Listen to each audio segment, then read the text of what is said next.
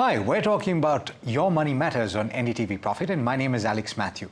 In the mutual fund space, there is a category of investments that has gained a lot of popularity in the recent past because of the nimbleness in which fund managers manage their portfolio. And I'm speaking about the multi-asset fund, which sits in the broader hybrid category. Now, what it does is that it invests in multiple asset classes: equity, fixed income, and certain commodities. It can look at real estate separately, but largely it's gold, sometimes also silver. And what it does is that the fund manager switches between these asset classes, or the allocation towards these asset classes, strategically, so that you don't have to. And there are certain advantages to that, of course. But what it also does is, as an investor, it helps you understand how a fund house is positioning itself with all of the information that it currently has available to it. So I specifically want to speak to Ramesh Mantri, my first guest, Chief Investment Officer of WhiteOak Capital, about how he and his team are managing their multi-asset fund. Ramesh, thanks so much for taking the time. Pleasure speaking with you. Let me first ask you about how you go about the construction of this, and then we'll delve a little deeper into action that you've taken over the course of the last couple of months. Sure. Thank you, Alex. Thanks for inviting us. See, the multi-asset is one of the most open categories in mutual fund, where you can do equity, debt, gold, and then a few foreign equities. So it's actually your option. There's a buffet out there. You have to pick what you want to put in the portfolio, right, out of various asset classes and products. So it's one of the most interesting combinations you can make. So different fund houses choose to run this product differently. Our approach actually is targeting volatility than returns. So the WhiteOak multi-asset fund is entirely focused on ensuring a lower volatility product on the multi-asset side. And in the process, we tend to have much lower equity allocation to these funds, particularly than some of our other hybrids also. Interesting, very interesting, because when I look at the April fact sheet, and it might be a little dated because we're nearly at the end of May, so maybe you'll give me a sense if there is a dramatic shift. I'm just putting the data up as we speak. Gold has actually fallen to 12.8% at the end of April, compared with about 19% at the end of January, and about 22% actually in April of last year. And this is an interesting piece because gold has been on a crazy run over the last couple of years, and particularly over the last 5-6 months. Of course, it's cooled off a little bit. Can you explain to me why you've taken the decision to cool off on gold? Yeah, so see, we use a quantitative model where we decide allocations to three broad asset classes, which is gold, equities, and debt.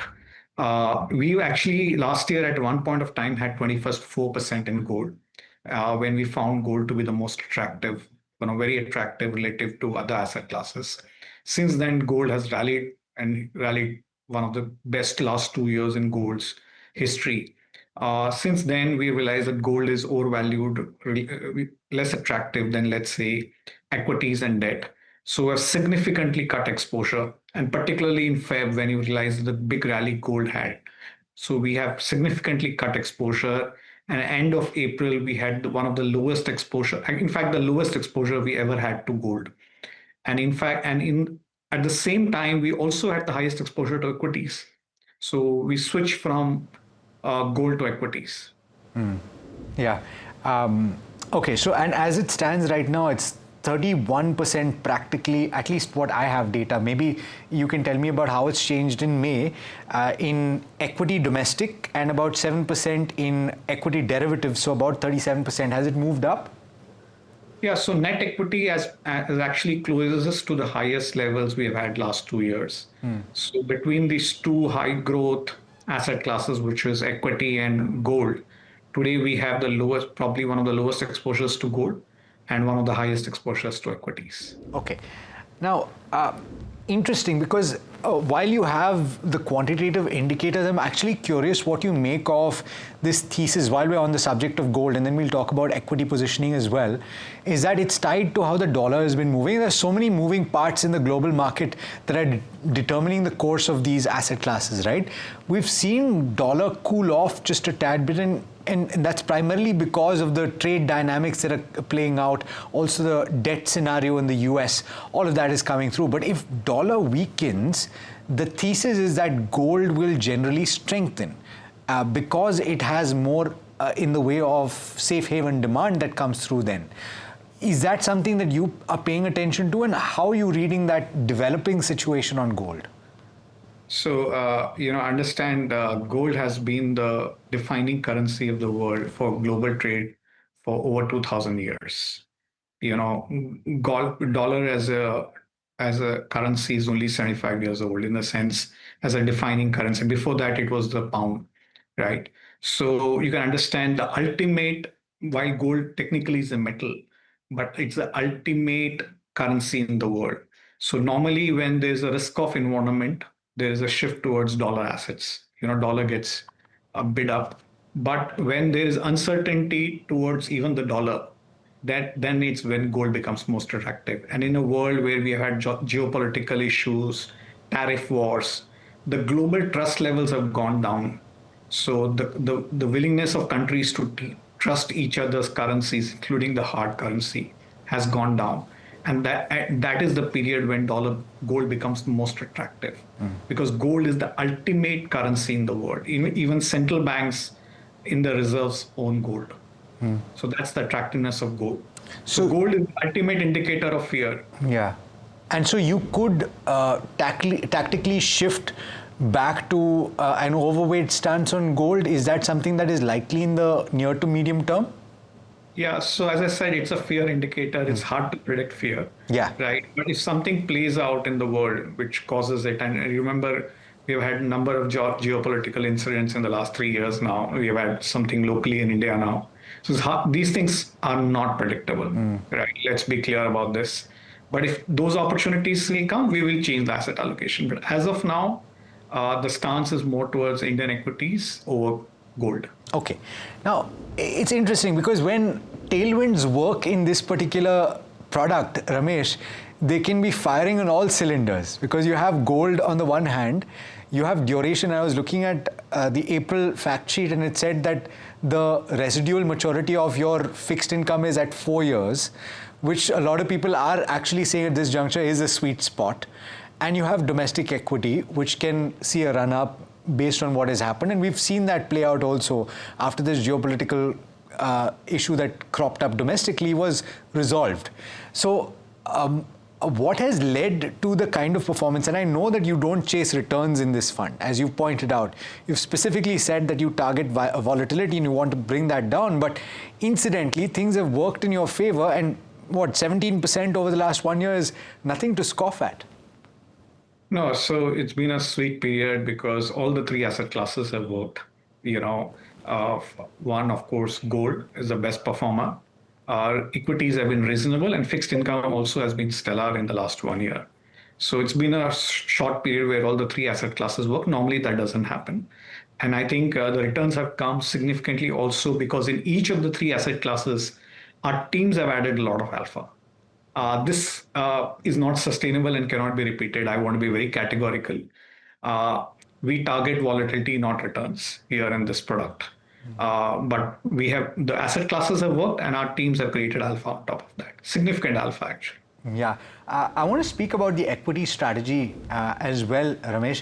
And I think a lot of our viewers will be curious about how you're positioning at this juncture as well, because when you're talking about this scheme, of course, it'll give you some perspective on how the fund house is looking at equity. And the fact that you're highest equity than you have been in the history of this fund is indicative that you're seeing the opportunities to deploy as things stand right now in the equity market. So not just in this product, but broadly in your equity funds as well, how are you positioning yourself right now?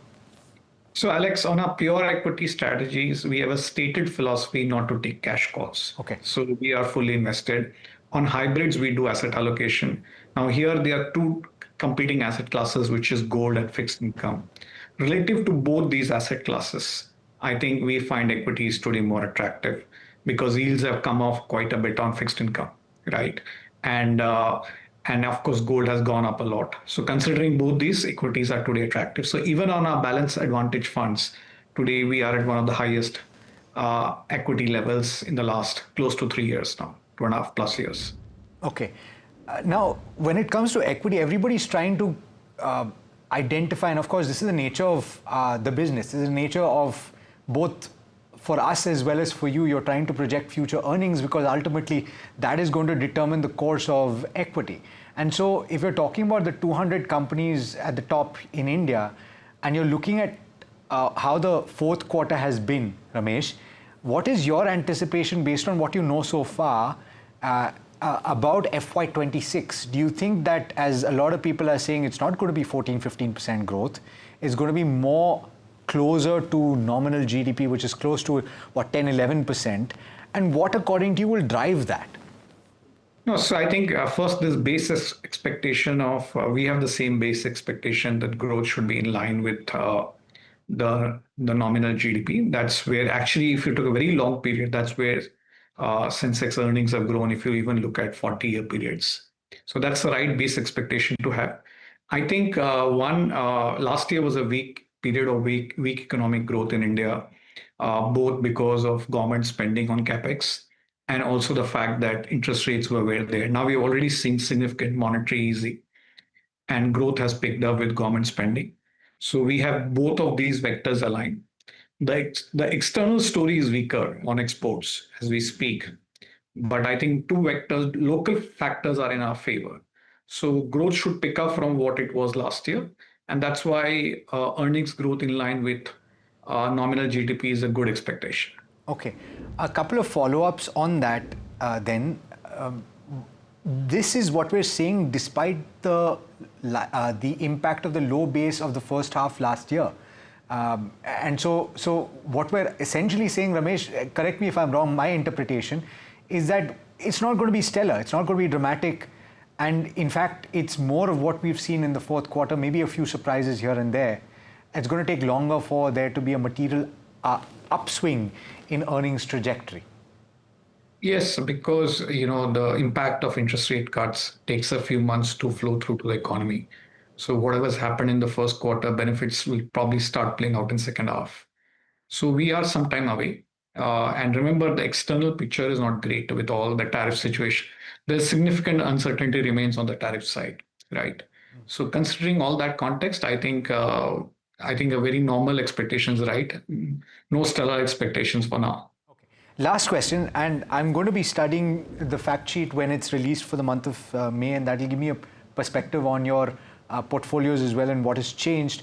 But just so that our viewers understand whether you're seeing certain pockets of opportunity based on what we've seen over the last couple of months. There have been pretty wild swings. Are you seeing opportunities? Which pockets are you identifying at this juncture or have identified in the recent past? See, we're generally not thematic investors. Sure. At a very broad level. Yeah. Where are we finding good growth and attractive valuations? One is BFSI sector. One is the whole pharma healthcare, which is a very defensive sector, where both on the pharma and healthcare companies, we have lot of attractive opportunities there. Those are the two broad spaces. I think the adoption of tech digitalization in India also is a very interesting long-term story. So these are the broad things. And I think manufacturing, particularly on the precision manufacturing, there's some very interesting stories. And what has happened in defense in the last 2 months, I think it's a huge vote in favor of the quality of products that are coming from the Indian defense sector. And I think that should accelerate from here. Fantastic. Thanks so much, Ramesh, for taking the time. Pleasure speaking with you as always. Thank you, Alex. Thank you. Have a nice day. You too. Thank you. Thank you.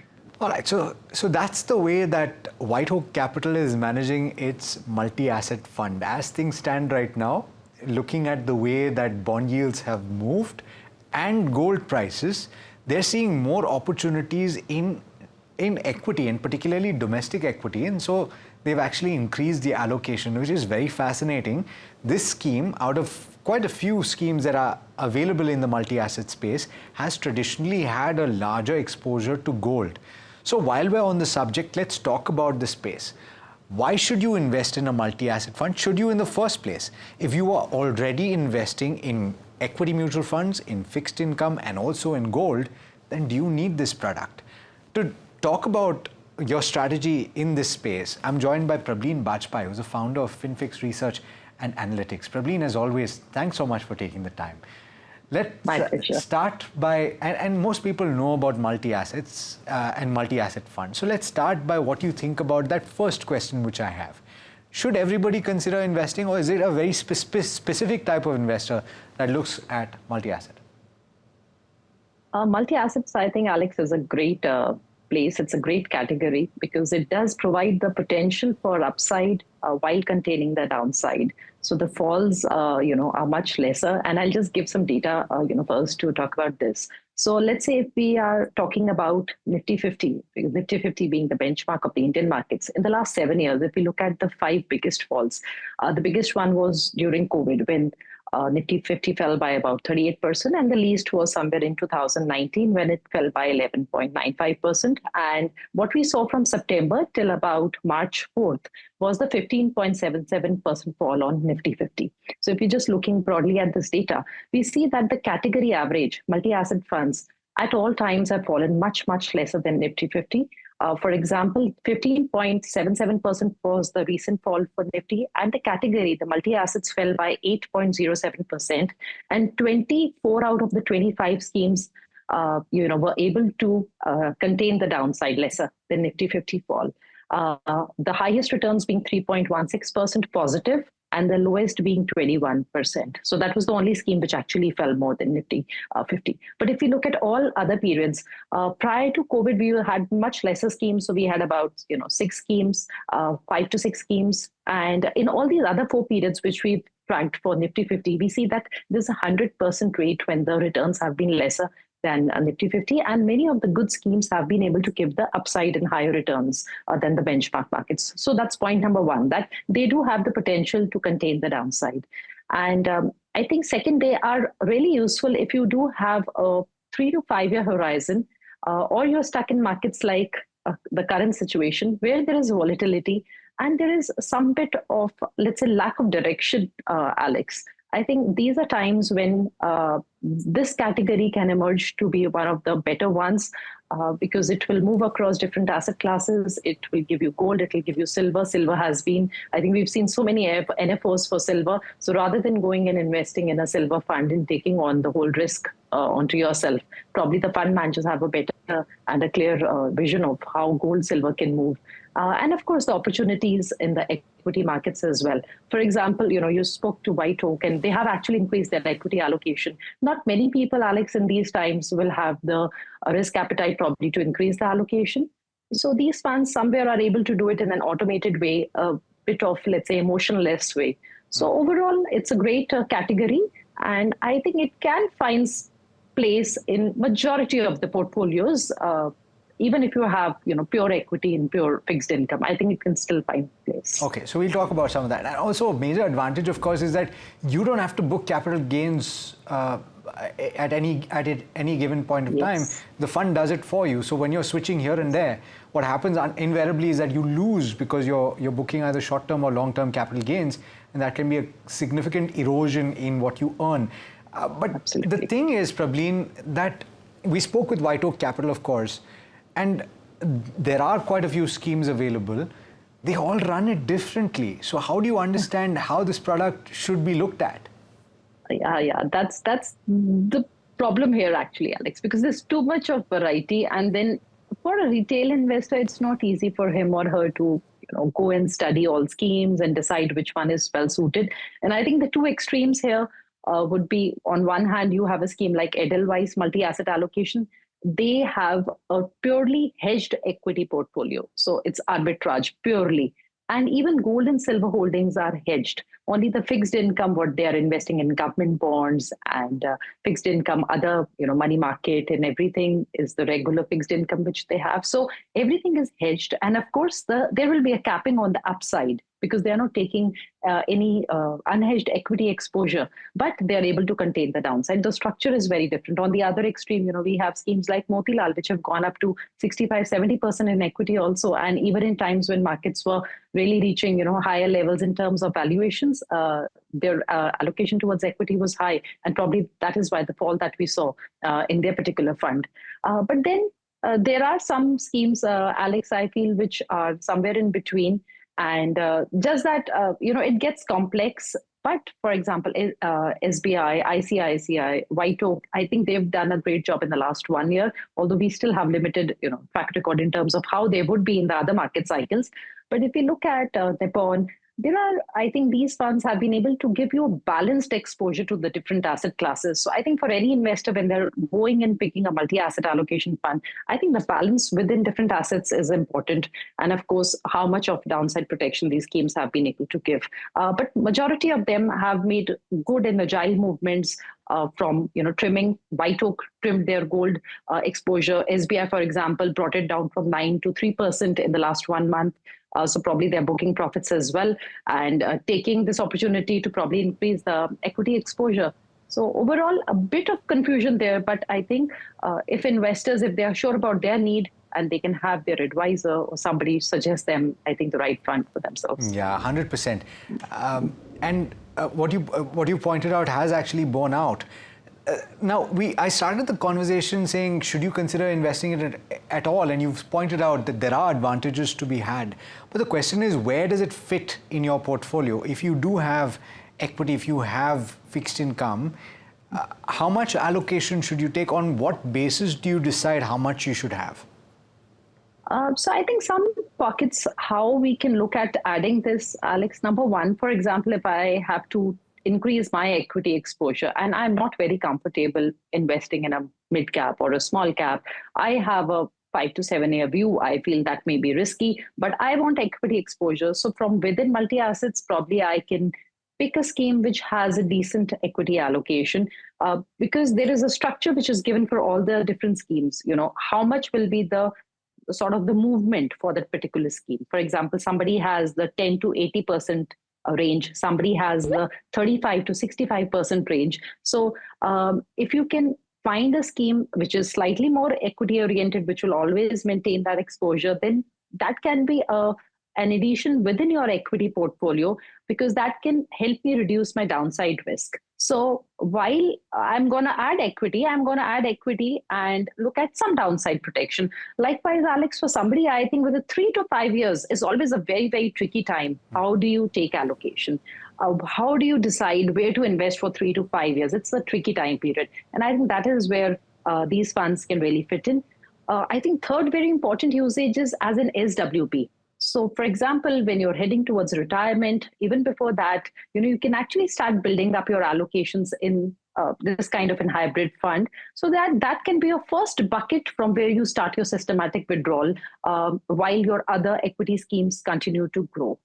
For the college education of your children, so horizon-wise. So I think there are a lot of ways where this can be added. And I think the very important, category of investors who can look at it, who are graduating from, let's say, pure fixed income towards equities. So for them also, maybe a conservative fund can be a good starting point, or for somebody who's just starting off. So, like zor ka jhatka, probably little dheere for them when they enter equities. Well put, well put. Not that you should make a decision based on tax at all, but since you mentioned fixed income versus multi-asset, a lot of people are gravitating towards hybrid funds because of the better tax treatment on it. Ultimately, all fixed income is, whatever you earn from that is taxed at slab rate. Whereas a multi-asset fund, like other hybrids, you get that 12.5% taxation. You want to explain that? So this is actually one of the real good points of being in the multi-asset category, Alex, because we do have the variation as well. For example, Edelweiss is a safe kind of a fund within the multi-assets. It went up by 3.16% during this fall when Nifty was down by 15.5%. So one can definitely consider this kind of a fund.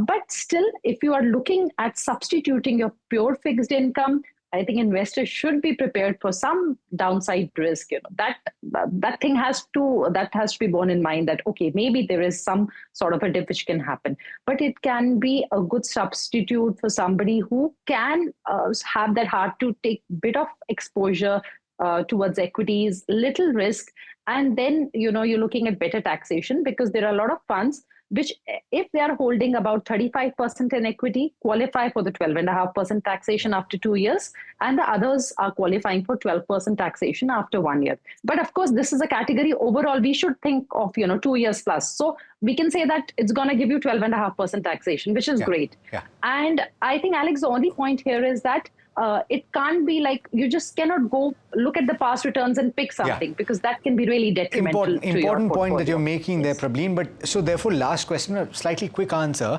running out of time. So difficult to put a benchmark in place in terms of what your return expectation should be, but still, what should investors bear in mind, and what do you like in the space? I think it should be around Nifty 50. So if you've picked a conservative multi-asset, then maybe 1 or 2% less or around Nifty 50. And if you picked a slightly the regular with 65% exposure, which can take up to 65% exposure, I would want my fund to be maybe 1-2% plus Nifty 50, which has happened in the past. We do have the returns, those kind of returns. And what I like, Alex, I think Edelweiss, for somebody who's really conservative, I think WhiteOak, we've started studying. It seems to be a good strategy. They've been able to contain the downside. They've been 0.67% up during this fall, or the 15.5% fall for Nifty 50. I think Nippon, SB, and ICICI are some of the others. So I think these 5, so based on which one will suit you. But of course, investors should do their own due diligence. Absolutely. You said it. Thanks so much, Prableen, for joining in. Pleasure speaking with you as always. Thank you. Thank you, Alex. All right, that brings us to the end of this edition of Your Money Matters. Thanks so much for watching. This is NDTV Profit.